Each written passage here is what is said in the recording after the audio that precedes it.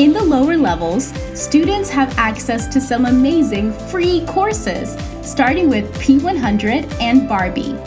P100 is an all-encompassing starter course for every Tynker user.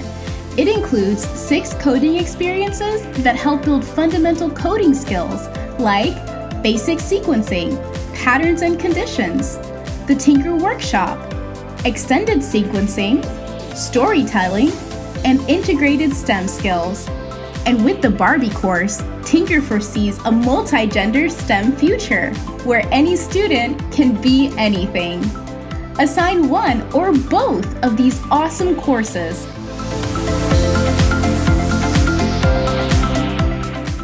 In the middle and upper levels, teachers have the option of assigning a more challenging starter course called P300.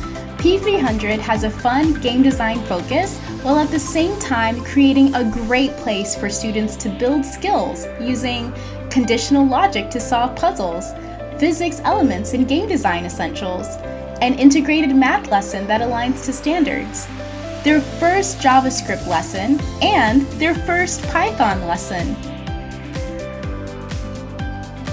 With P300 and all of our free courses, the lesson planning and presentations are already done. Assign P300 to your students.